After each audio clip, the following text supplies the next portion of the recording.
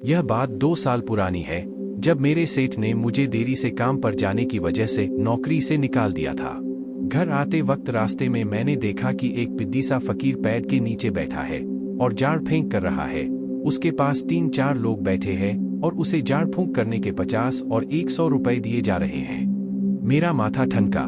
मैंने वहीं सोच लिया कि अब ये जाड़ फूंक का काम करूंगा। मुझे लगा कि भूत पलित भगाने का धंधा ही मेरी नैया पार लगा सकता है। घर जाकर फौरन फातिमा से मैंने अपना आइडिया कहा। फातिमा ने मेरा आइडिया सुनने के बाद चूल्हे पर तप रही कड़ी उछाल कर मेरे पर फेंकी।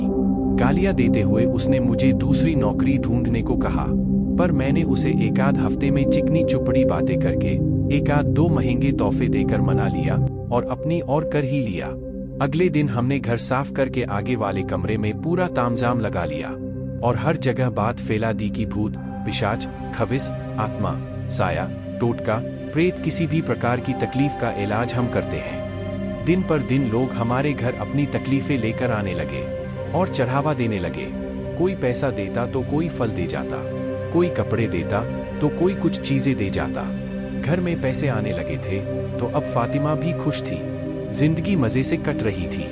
मानसिक तनाव में भूत बाधा की असर वाले लोगों को मैं इलाज के नाम पर 2-3 थप्पड़ लगा देता, कुछ अजीब गरीब मंत्र बड़बड़ा लेता, थोड़ा उस पर चिल्ला लेता और उसे पानी के छींटे मार कर जाने को कह देता। जाते वक्त लोग कुछ ना कुछ देकर ही जाते और उसी कुछ ना कुछ से मेरा बहुत कुछ फायदा हो जाता था। मेरी इस ठगी के धंधे में उस दिन भूचाल आया जब एक पहाड़ी जवान लड़के को 4 लोग बेड़ियों में जकड़कर मेरे घर लाए। उन्होंने कहा कि इस लड़के पर लाल चौक के प्रेत ने कब्जा किया है, आप इसका इलाज करो। मुझे उस खूंखार लड़के को देखकर ही डर लग रहा था, फिर भी मैंने अपना नाटक स्टार्ट किया और उसको इलाज के नाम पर 2-3 करारे थप्पड़ जड़ ही दिए और साथ में मैं उस पर चिल्ला भी दिया कि छोड़ दे इस जवान लड़के का शरीर वरना मैं तुझे भस्म कर दूंगा। वह बेड़ियों में बंधा लड़का मुझे देखकर हंसने लगा और गुस्से में मुझसे बोला कि मैं जानता हूँ कि तू कोई ओझा नहीं है, मैं एक थप्पड़ के बदले तेरा एक मुट्ठी गोश्त तुझसे लूंगा।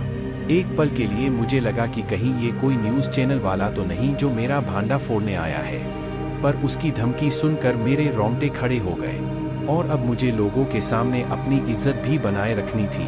तो मैंने इलाज के नाम पर और 4-5 करारे थप्पड़ उसे जड़ दिए। वह फिर बोला, हिम्मत है तो हाथ खोल।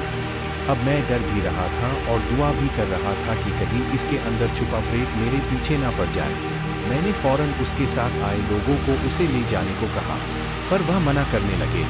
वह बोले कि आप इसकी तकलीफ दूर करो तभी हम जाएंगे। रात के 3 बजे तक वह मेरे घर पर ही बैठे रहे। सारे लोग चले गए पर यह 4 लोग उस बंधे हुए आदमी को लेकर मेरे घर बैठे रहे। मैंने अंत में कहा कि अब मैं पुलिस को बुला लूंगा। पुलिस का नाम सुनते ही वह चारों हंसने लगे और उन्होंने उस बंधे आदमी को वहीं खोल दिया और अलगे ही पल वह चारों अंधेरे में अदृश्य धुआं हो गए। यह देखकर मेरे तो होश उड़ गए। वह पहाड़ी नौजवान बेड़ियों के खुलते ही अंधेरे में मेरी ओर दौड़ा, जैसे भूखा शेर किसी हिरण के बच्चे की ओर लपकता है। उसने मुझे दबोचकर नीचे गिरा दिया और मुझे अपने नुकीले दांतों से काटने लगा और घुर्राने लगा। मेरी धड़कनें तेज हो गई और चीख निकल गई। फिर मैं सदमे से बेहोश हो गया और मेरी आवाज सुनकर पूरा मोहल्ला इकट्ठा हो गया। जब जागा तो वह रहस्यमय पहाड़ी इंसान जा चुका था। मेरा सिर मेरी बीवी फातिमा की गोद में था और सारे पड़ोसी मेरे आसपास खड़े थे। अगले दिन सुबह ही मैंने जाड़ फूंक का पाखंड धंधा बंद कर दिया और अपने पुराने सेठ के पैर पकड़ लिए और पुरानी नौकरी वापस शुरू कर दी।